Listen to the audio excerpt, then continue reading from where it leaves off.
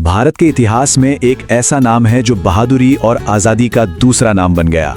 एक ऐसा योद्धा जिसने कभी किसी के सामने सिर नहीं झुकाया। जी हाँ, आज हम जानेंगे मेवाड़ के उस महान वीर महाराणा प्रताप की कहानी। मशहूर इतिहासकार जेम्स टॉड ने उन्हें राजस्थान का लियोनिडास कहा था। अब जरा सोचिए, ये कोई छोटी मोटी बात नहीं है। ये तुलना उन्हें सीधे स्पार्टा के उस महान राजा के बराबर खड़ा करती है जो एक बहुत बड़ी सेना के सामने चट्टान की तरह अड़ गए थे। तो चलिए हमारे पहले हिस्से में इसी सवाल का जवाब ढूंढते हैं कि आखिर कैसे एक इंसान ने उस दौर के सबसे शक्तिशाली साम्राज्य यानी मुगल साम्राज्य के आगे आजादी को चुना, गुलामी को नहीं। महाराणा प्रताप की पूरी पहचान ही इसी एक बात से है। वो एक ऐसे राजा थे जिन्होंने कभी मुगल सम्राट अकबर की हुकूमत को कबूल नहीं किया। उनकी पूरी जिंदगी संघर्ष, बहादुरी और स्वतंत्रता के आदर्शों के लिए ही समर्पित थी। तो सवाल यह है कि सिंहासन तक का उनका सफर कैसा था और गद्दी पर बैठते ही उन्हें विरासत में वो कौन सी बड़ी चुनौती मिली थी। साल 1540 में कुंभलगढ़ के किले में उनका जन्म हुआ, लेकिन 1572 में जब उनके पिता उदय सिंह द्वितीय का निधन हुआ तो राज्याभिषेक सीधा सीधा नहीं हुआ। उत्तराधिकार को लेकर एक विवाद खड़ा हो गया था, पर आखिर में मेवाड़ के सरदारों ने प्रताप को ही अपना असली राजा माना। और यहीं से असली टकराव की कहानी शुरू होती है। एक तरफ था अकबर का प्रस्ताव, मुगल सत्ता स्वीकार कर लो और मेवाड़ की आजादी सौंप दो, तो दूसरी तरफ था प्रताप का दो टूक जवाब, मैं अपनी स्वतंत्रता का सौदा नहीं करूंगा।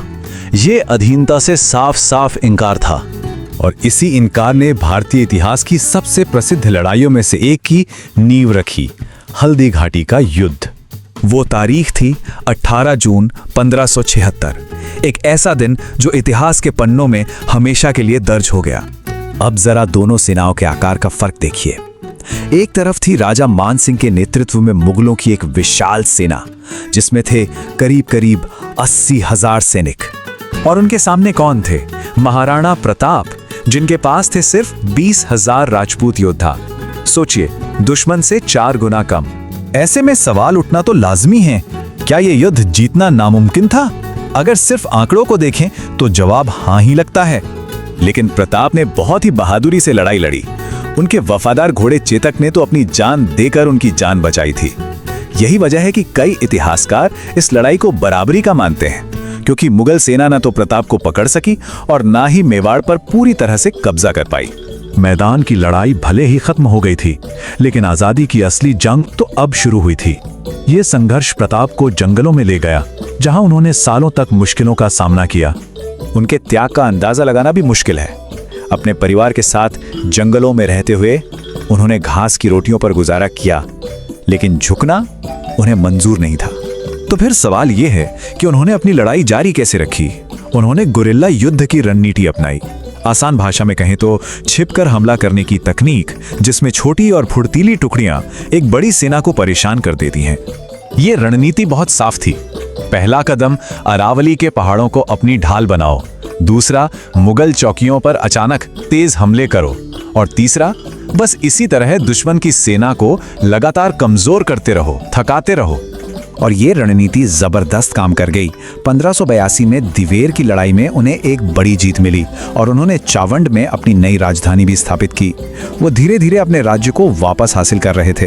तो आखिर में ये जानना जरूरी है कि ये महान योद्धा राजा अपने पीछे क्या विरासत छोड़ गए।